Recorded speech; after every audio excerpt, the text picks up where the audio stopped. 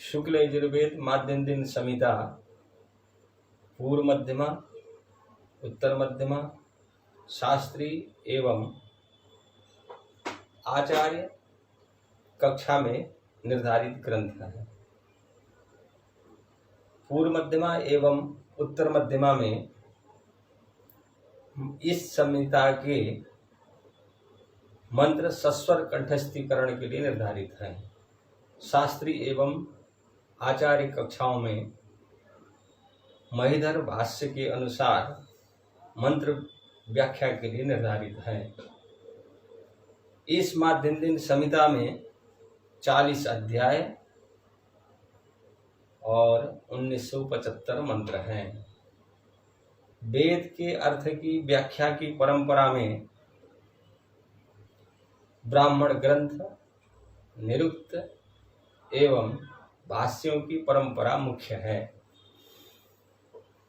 इस वेदार्थ परंपरा में मुख्यतया वेद मंत्रों का अर्थ श्रौत यागों के संदर्भ में किया गया है। प्राचीन काल में अग्निहोत्र, दर्श पूर्णमास आदि याग अनुष्ठान अत्यधिक लोकप्रिय थे। ये बहुत आयोजित होते थे। आज ये याग विरल हो गए हैं। मैंने सन 2007 में राजस्थान में आयोजित पूर्णमासी प्रयोग देखा था और उत्तर प्रदेश वाराणसी ज्ञान प्रवाह में प्रतिवर्ष मित्र बिंदेष्टि आदि प्रयोग होते हैं। इनको देखने से ये प्रयोग ये मंत्रों के अनुरूप और स्रोत सूत्र के अनुसार ये किए गए हैं, ये ज्ञान करने का अवसर प्राप्त होता है। ये कर्ता जो है इसमें सपत्निक यजमान के साथ अध्वर्यु, ब्रह्मा, होता, अग्निद्र 4 ऋत्विक होते हैं। ये शुक्ल यजुर्वेद में जो प्रथम अध्याय से लेकर के द्वितीय अध्याय के 28वीं कंडिका तक जो प्रतिपादित विषय है वो दर्श पूर्णमासी से संबंधित है। ये पूर्णमासी के दिन अग्नि के लिए 8 कपालों में संस्कृत पुरोडास का याग, अग्नि सोम के लिए घृतका उपांशु याग, अग्नि सोम के लिए 11 कपाल पुरोडास याग और अमावस्या के दिन अग्नि के लिए पुरोडास याग, इंद्र के लिए दधि याग और इंद्र के लिए दुग्ध का याग। ये दर्श पूर्णमासो ऐसा द्विवचन में प्रयोग है। एक एक काल में कर्तव्य तीनों यागों का एक समुदाय 2 समुदायों के रूप से दर्श पूर्णमासो द्विवचन प्रयुक्त हुआ है। यद्यपि यह पूर्णमासी और अमावस्या में कहा जाता है, परंतु पूर्णिमा तथा अमावस्या के दिन केवल अग्न्यधान तथा नियमों का अनुष्ठान होता है। याग तो प्रतिपदा में ही होता है। इसलिए इसके प्रथम अध्याय के प्रथम मंत्र की व्याख्या में ही भाष्यकार महीधर ने लिखा है, प्रतिपदी दधि होतुम दध्ना निष्पत्ति अमावस्यायाम गावो दुग्धव्याः, ऐसा संदर्भ प्रस्तुत किया है। इससे पता लगता है और इस समय करते भी हैं लोग, इसलिए यह कार्य जो है ये कर्म 2 दिनों में पूरा होता है। इसमें भी दर्श में 2 दिनों में अनुष्ठेयता नित्य है, अर्थात दर्श नियमतः 2 दिन में ही पूर्ण होता है, किंतु पौर्णमास सद्य काल में हो इसमें विकल्प है। पौर्णमासी को अग्न्यधान करके नियम आदि का अनुष्ठान करके प्रतिपदा में याग करना चाहिए, अथवा प्रतिपदा में ही सब कुछ करके याग होने तक नियमों का धारण करें। ये जो है इसकी रूपरेखा है, जो प्रथम अध्याय के प्रथम मंत्र से लेकर के द्वितीय अध्याय के 28वें मंत्र तक इसका प्रतिपाद्य विषय है। ये प्रतिपाद्य विषय को बोध करने के लिए संहिता के मंत्र, ब्राह्मण ग्रंथ के मंत्र और श्रौत सूत्र के सूत्र, इन तीनों के सामंजस्य से इस याग का स्वरूप जो है स्पष्ट किया गया है। तो ये पहला मंत्र जो है इस संहिता का इहेत्तोर्जेत्वा है।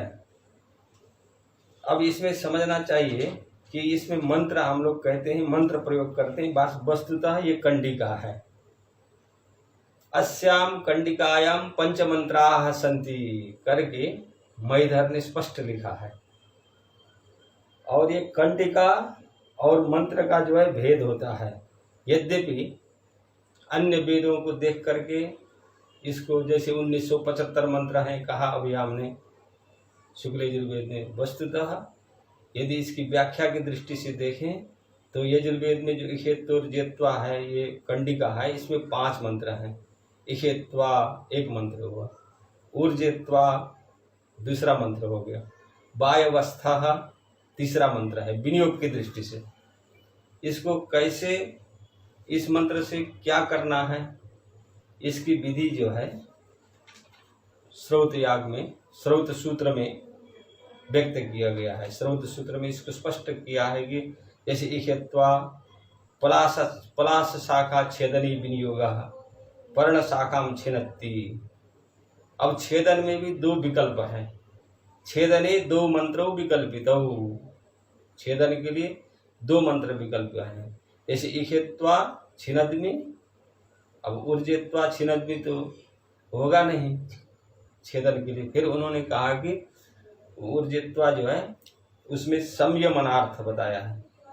सन्नमनम माने रिजु करणम, जैसे लकड़ी को काट दिया तो उसको सीधा करना है, धूल लगा हो तो उसको स्वच्छ करना है, ये दूसरा हो गया ऊर्जित्वा। अब ये वायवस्था भी आता है। ये वायवस्था जो है तीसरा मंत्र है इसमें। ये पहला मंत्र जो है, पहला मंत्र 3 अक्षर का है, इहेत्वा। अब इसका छंद क्या होगा, तो पिंगल छंद सूत्र के अनुसार दैव्येकम, दैवी गायत्री 1 अक्षर की होती है। गायत्री उष्णिक अनुष्टुप, दैवी अनुष्टुप छंद है। और दूसरा मंत्र है ऊर्जित्वा, ये भी दैवी अनुष्टुप है। और वायवस्था जो है 4 अक्षरः, ये 4 अक्षर का है। और द्विषष्टि अक्षर वाला जो है चौथा मंत्र है। 9 अक्षर वाला जो है 5वां मंत्र है। इस तरह से एक कंडिका पूरा हो जाता है। ये 5 मंत्रों से अलग अलग कार्य करना है।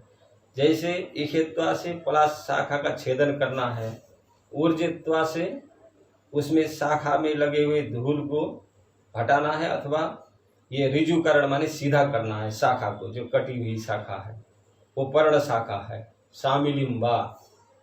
और बछड़े को स्पर्श करता है तीसरे मंत्र से वायवस्था। यदि बछड़े को माताओं से अलग करके मैं स्पर्श करके कहता है, यदि इनको स्पर्श नहीं करेंगे तो सायं दोहो न लभ्यते, क्योंकि बछड़े को अलग नहीं करेंगे तो सायंकाल दूध मिलेगा नहीं। ये प्रक्रिया चल रही है। और गौओं में से एक गाय को शाखा से स्पर्श करते हैं, ये चौथा मंत्र है। और 5वां मंत्र जो है वो शाखा को छिपाते हैं, कहीं रख देते हैं, उससे रक्षा करने की भावना इसमें निहित है। और मंत्रार्थ प्रारंभ करते हैं। महीधर भाष्य के अनुसार इहे, इहे का अर्थ होता है वृष्टि, वृष्टि के लिए। उसके बाद ऊर्जे आया है। ऊर्ज का अर्थ होता है वृष्टिगतः जलात्मक रसः ऊर्ज शब्देन उच्यते।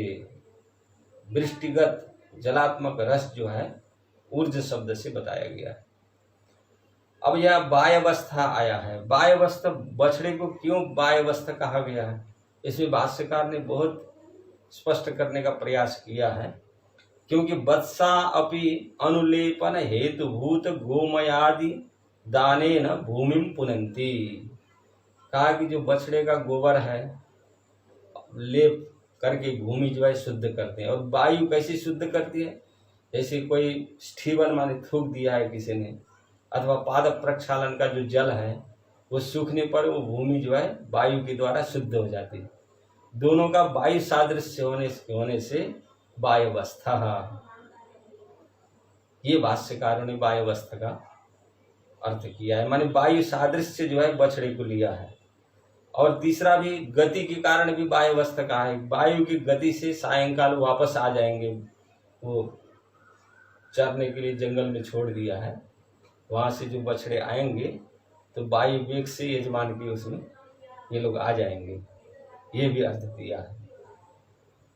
वायवस्था हो गया। और देवो व सविता, इसमें देव सविता जो है सूर्य का वाचक है। स्वस्व व्यापारे प्रेरयति सविता, अपने अपने व्यापार में प्रेरित करता है। जैसे सायंकाल हुआ तो अपने कार्य में लग जाते हैं, प्रातः काल हुआ अपने अपने कार्य में लग जाते हैं।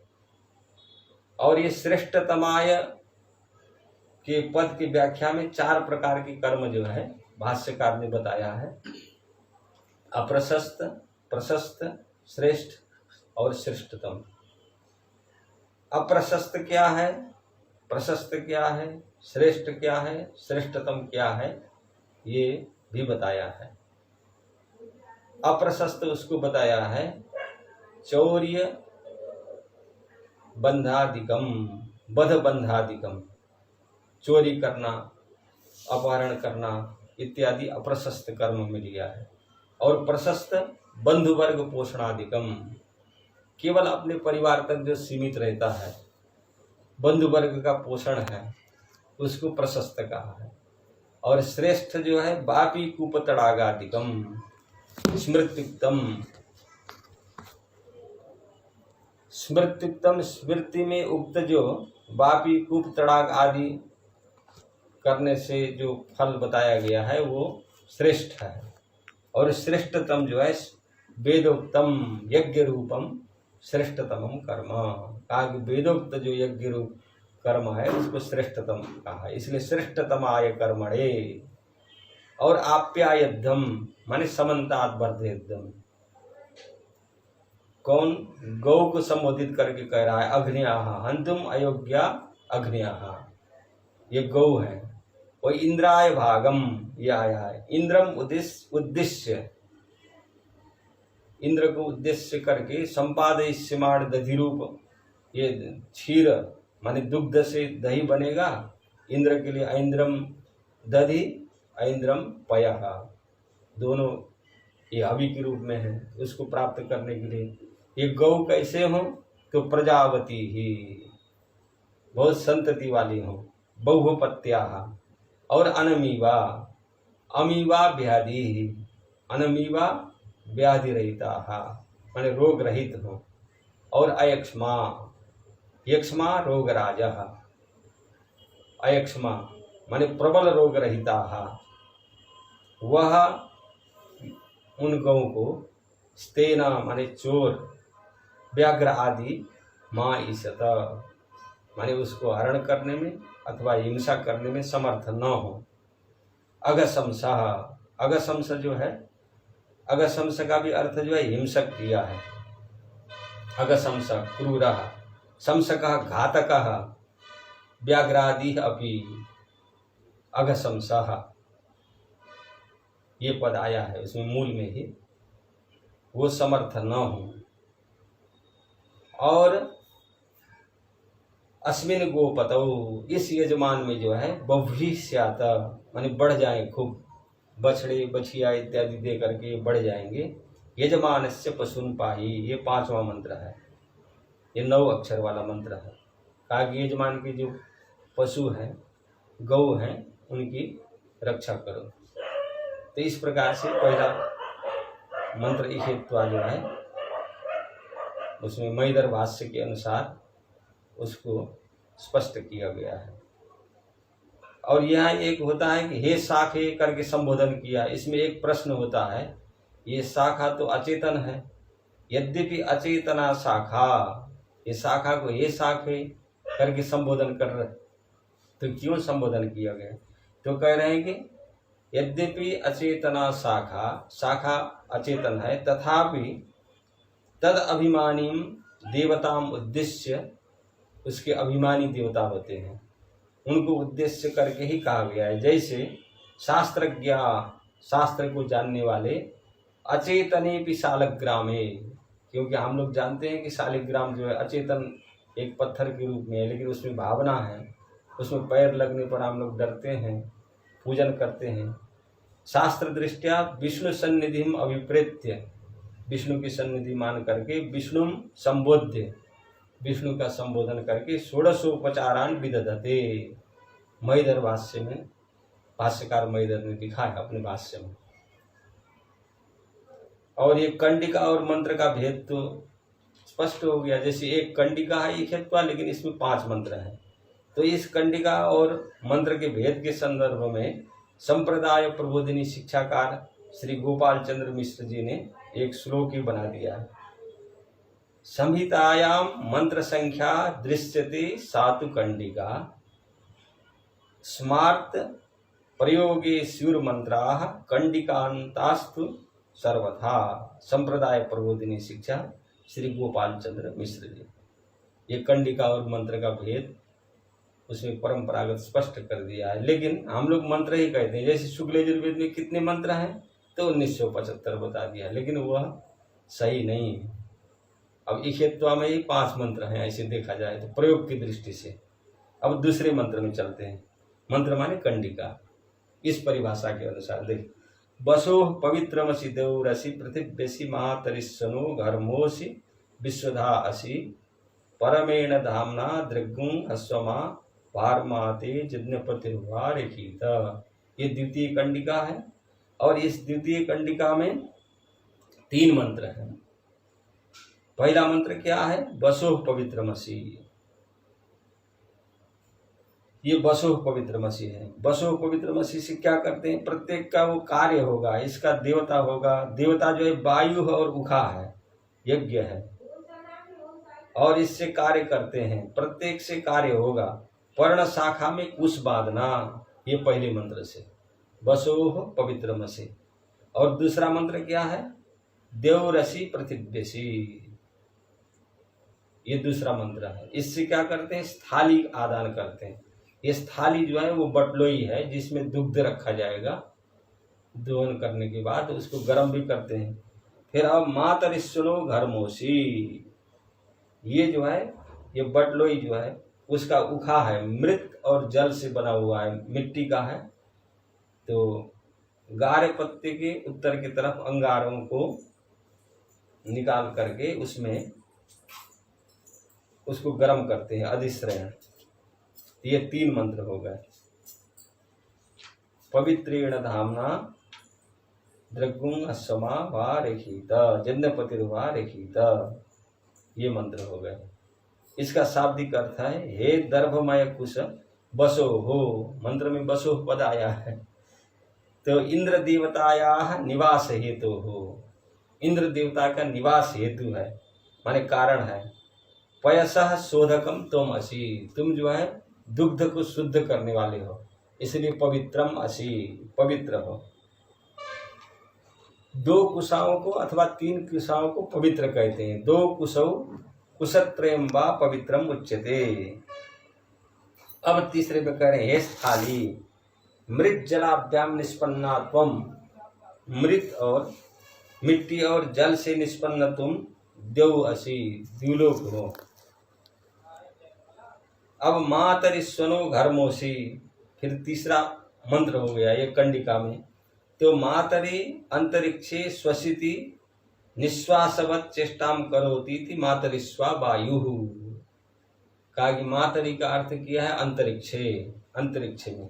श्वसिति निश्वासवत चेष्टाम करोति, निश्वास चेष्टा करता है, वो मातरिस्वा है, वायु है।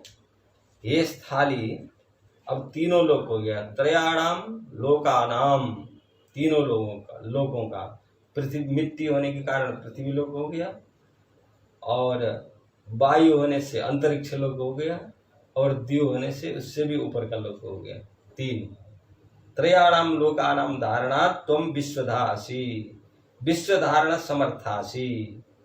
कहा कि विश्व को धारण करने में तुम समर्थ हो। पात्र की विशेषता बता रहा है, मिट्टी का पात्र है जिसमें दूध रखना है। सर्वथा समर्थासी लोकत्रय रूपत्वा, तीनों लोकों में तुम समर्थ हो। अब परमेण धामना, मंत्र में ही परमेण धामना आया है। परमेण धामना का क्या अर्थ है? उत्तमेन बहुक्षीर धारण सामर्थ्य रूपेण तेजसा। ये भाष्यकार ने अर्थ किया है, क्योंकि उसमें बहुत दूध सामर्थ्य रखने की क्षमता है उसमें। हे मुखे तुम दृढ़, क्योंकि तुम दृढ़ हो जाओ। और उसके बाद कह रहे हैं यदि इसमें रखा हुआ दुग्ध गिर जाएगा तो यजमान जो है, यजमान भी कुटिल हो सकते हैं, माने यजमान नाराज होंगे। तो उसके लिए भाष्यकार ने लिखा है त्वनिष्ठ क्षीर स्कंधने न, तुम्हें में रखा हुआ यदि दूध गिर जाएगा तो अनुष्ठान विघ्न एव, अनुष्ठान में विघ्न आ जाएगा। दूध के बिना दही बनेगा नहीं। अनुष्ठानस्य अनुष्ठान विघ्न एव यजमानस्य कौटिल्यम, माने यजमान में जो विघ्न आ जाएगा वही यजमान की, माने अनुष्ठान का विघ्न ही यजमान का कौटिल्य है। यज्ञपतिर वारेखित, इसमें भी दिया है। दृग्गुंगस्य माँ वाह, माने कुटिल न हो, तुम कुटिल न हो और यजमान भी कुटिल न हो। यजमान का कुटिलता जो है यहाँ अनुष्ठान विघ्न है। जैसे दुग्ध गिर जाएगा उस पात्र का तो दही बनेगा नहीं, तो अनुष्ठान में विघ्न आ जाएगा, उसमें नाराज होने की संभावना है, कुटिल है। इस तरह से इस अर्थ किया। इसमें घर्म पद भी आया है मंत्र में। घर्मः दीपकः संचार स्थान प्रदानेन वायु दीपकः अभिव्यंजकः अंतरिक्ष लोकः, ये अर्थ किया है। अब आता है तीसरा मंत्र। तीसरा मंत्र आता है इसमें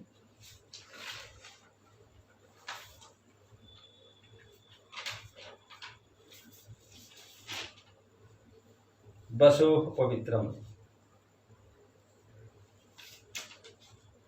वसोः पवित्रमसि शतधारम वसोः पवित्रमसि सहस्रधारम देवस्त्वा सविता पुनातु वसोः पवित्रेण शतधारेण सुप्वा कामधुक्षा।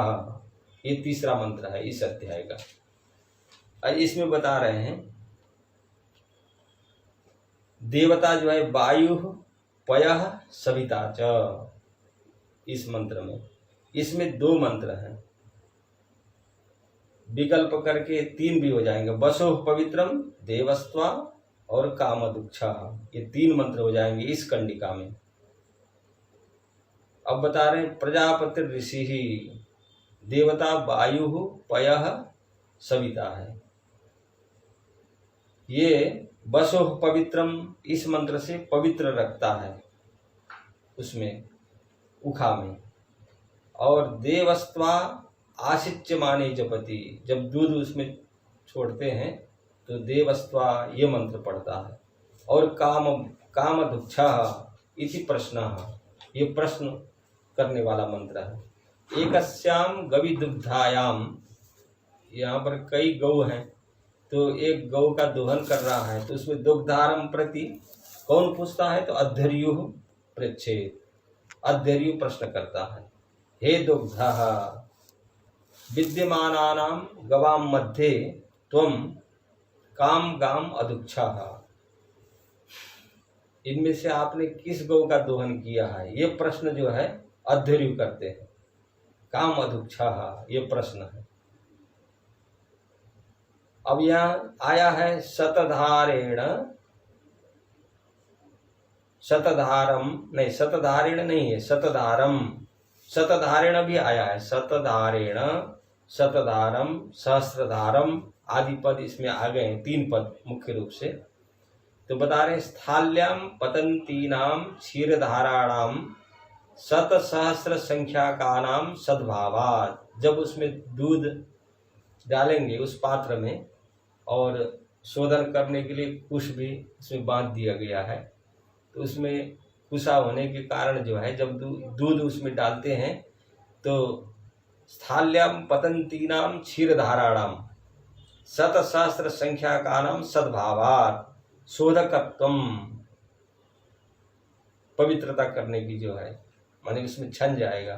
बसो पवित्र मिति द्विरुक्ति ही, ये बसो पवित्र में 2 बार उक्ति है। पवित्र विशेषणम सुप्वा है, सुप्वा इसमें आया है ना मंत्र में, शतधारेण सुप्वा कामदुक्षा। सुप्वा क्या है? तो पवित्र का विशेषण है। सुष्टु पुनातीति सुपुहु तेन सुप्वा, ये पवित्र का विशेषण है। कामदुक्षा ये प्रश्न है, अध्ययु प्रश्न करता है, माने दुग्धा जो दोहन कर रहा है उसके दुग्धा विद्यमानानाम गवाम मध्ये त्वम काम गाम अदुक्षा दुग्धवान असी। ये अध्ययु दोहन करने वाले से प्रश्न करता है। अब ये चौथा कंडिका है। ये चौथी कंडिका में जो है इसमें भी 4 मंत्र हैं, क्योंकि ये तीसरे में जो है प्रश्न किया गया था काम अदुक्षा, ये प्रश्न किसने किया था? अध्ययु ने।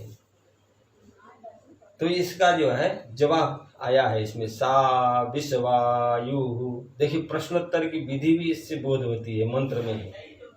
कंडिका में बातचीत हो रही है तो संवाद हो गया, एक प्रकार से पूछ रहा है और उसका उत्तर दे रहे हैं। तो अध्ययु प्रश्न कर रहे हैं और इसमें जो है उत्तर भी आ रहा है। दुग्धारम प्रति अध्ययु ब्रूयात, जो दोहन करने वाला है उसके प्रति अध्ययु बोलेंगे, या गौ त्वया दुग्धा मया च पृष्ठा सा का। तो उत्तर देगा अध्ययु सा विश्वायु, या गौ त्वया दुग्धा मया च पृष्ठा सा का, दूसरे नंबर सा विश्वकर्मा। अब फिर तीसरा जो है फिर प्रश्न, या गौ त्वया दुग्धा मया च पृष्ठा सा का, तो विश्वदाया। ये 3 उत्तर हो गया। ये चौथा भी मंत्र है। क्वथितम क्षीरम अग्नि उद्वास्य मंदोषणे तत्र प्रातः कालीन होमावशिष्टेन दधना दधि निष्पत्तये आतंचनम कुर्यात्। ये आतंचन करने का मंत्र जो है चौथा है। इस प्रकार से ये चौथे मंत्र में, चौथे कंडिका में 4 मंत्र हैं। वैसे कंडिका कहेंगे तो 1 कंडिका है, लेकिन इसमें 4 मंत्र हैं विनियोग की दृष्टि से। और देवता जो है गौ है, इंद्र है, विष्णु है। इसमें 4 मंत्र हो गए हैं। अब बता रहे हैं विश्वायु। विश्वायु क्या है? तो गौ है बताया। तो विश्वम आयुर्यस्या सा विश्वायु यजमानस्य संपूर्णम आयु परेक्षति इत्यर्थः। और उसके बाद आया है विश्वकर्मा। तो विश्वकर्मा क्या है? विश्वस्य जगतः कर्मा, कर्त्री। ये विश्वस्य कर्त्री माना है, क्योंकि दुग्ध होगा तो दही होगा, दही होगा तो फिर यज्ञ होगा, यज्ञ होने से सृष्टि होगी, क्योंकि जल वर्षा होगी इत्यादि गीता में भी आया है। यज्ञात् भवति पर्जन्यः, पर्जन्यात् वृष्टि संभवा, क्योंकि पर्जन्य से ही वृष्टि संभव है। वृष्टि अन्नम ततः प्रजाः। इस दृष्टि से ये गौ को ही विश्वस्य जगतः कर्मा, कर्त्री बताया। और मूल मंत्र में आया है विश्वकर्मा।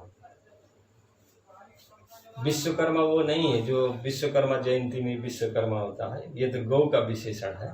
विश्वस्य जगतः कर्मा कर्त्री सा विश्वधाया।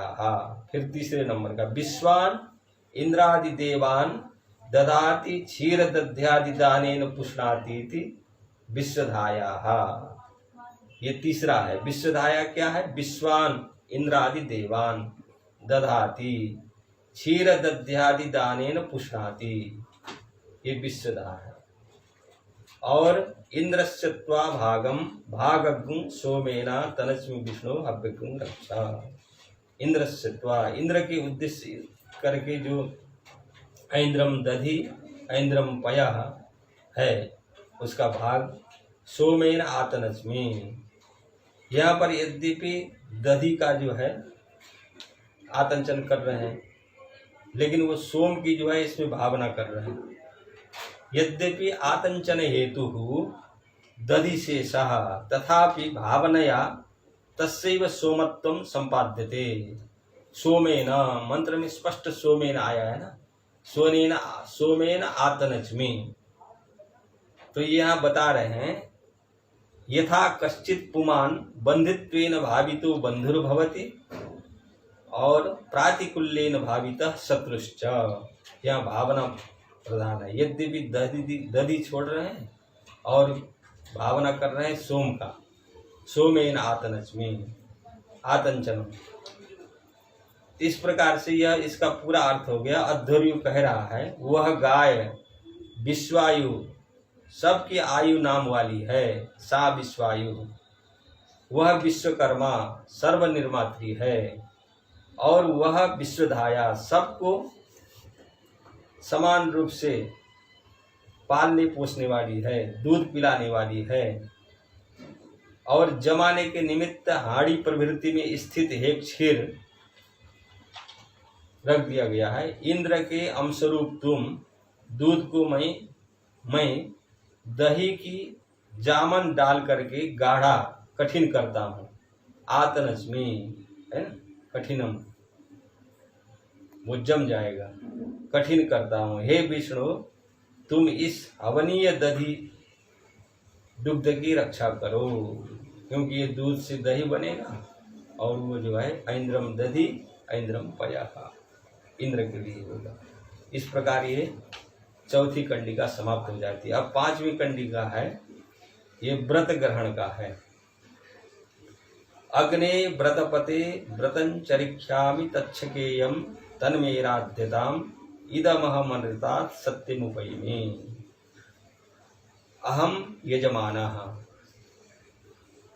अस्मात् अनृतात् इदम अहम अनृतात् मनुष्य जन्मनः उद्गत्य सत्यम देवता शरीरम उपैमि प्राप्नोमि। सत्यम अनुष्ठीयमान कर्म रूपेण प्रत्यक्षम इति मन्यमान इदमिति विशिनष्टि। अनृतम मनुष्य जन्म, मनुष्य को जो है अनृत क्यों कहा है? क्या शीघ्र विनाशित्वात्। और इसका स्पष्ट तो सत्पथ ब्राह्मण में आता है, द्वयं वा इदं न तृतीयमस्ति सत्यं चैवानृतं च सत्यमेव देवाः अनृतं मनुष्याः। क्योंकि मनुष्य को अनृत इसलिए कहा है कि मनुष्य जन्म शीघ्र विनाशित्वात् यथा स्वप्ने गज अस्वादयः करके सायणाचार्य ने उसमें सत्पथ ब्राह्मण के भाष्य में लिखा है। और यह महिदर भाष्य में यथा स्वप्न गजादयो बोधमात्रेण शीघ्रं निवर्तमाना अनृता उच्यन्ते। सत्यम देव जन्मा बहुकाल स्थायित्वाद यथा जागरण गजादयः, ये महिदर भाष्य का है। यदि स्वप्न में किसी ने हाथी घोड़ा देखा तो प्रबुद्ध होने पर तो कुछ है नहीं, लेकिन उसने देखा है। लेकिन जागरण अवस्था में देखे हुए गज हाथी जो काफी देर तक रहते हैं, उसी तरह मनुष्य को जो है ये अचिरस्थायी होने से अनृत कहा है, माने शीघ्र विनाशी होने के कारण, और देवताओं को जो है चिरस्थायी होने के कारण। सत्यम देव जन्म बहुकाल स्थायित्वात् यथा जागरण गजादयः करके महिदर भाष्य में स्पष्ट कर दिया है। इस प्रकार से पूरे मंत्र का अर्थ हुआ, हे अग्नि व्रत यज्ञ के पालक, मैं अनुष्ठान को पूरा करूंगा, मैं उसे पूरा करने में मैं पूरा कर सकूं। मैंने उस यज्ञ को फल से समृद्ध, मुझे जो है उस यज्ञ के फल से समृद्ध बनाओ। मैं तुम्हारी अनुकंपा से असत्य से सत्य को प्राप्त हूँ। ये पांचवा मंत्र हो जाता है। व्रत ग्रहण मंत्र है, इसमें विकल्प है। अग्ने व्रतपते व्रतं चरिष्यामि तच्छकेयं तन्मेराध्यताम्, इस मंत्र से भी व्रत ग्रहण करते हैं। और इदम अहमनृतात् सत्यमुपैमि, इससे भी व्रत ग्रहण कर सकते हैं। ये विकल्प हो गया। इसके ऋषि प्रजापति हैं, देवता अग्नि हैं, और ये व्रत ग्रहण का ये मंत्र है, इसमें विकल्प हो गया। तो इस प्रकार से ये पांचवा मंत्र जो है ये समाप्त हो जाता है। अब छठवां मंत्र है कस्त्वा जुनक्ति सत्वा जुनक्ति कस्मयित्वा जुनक्ति तस्मयित्वा जुनक्ति कर्मणि वाम बेखाय वाम। ये छठवां मंत्र है शुक्ल यजुर्वेद माध्यम दिन संहिता का प्रथम अध्याय का। ऋषि प्रजापति हैं, देवता श्रुक शूर्प अथवा प्रजापति हैं। इसमें दो मंत्र हैं कस्त्वा और कर्मणि वाम। ये दो कार्य होगा क्योंकि कंडिका तो एक है लेकिन इसमें दो मंत्र हैं। ये स्रोत सूत्र के अनुसार इसका विनियोग किया जाता है। अपः प्रणयति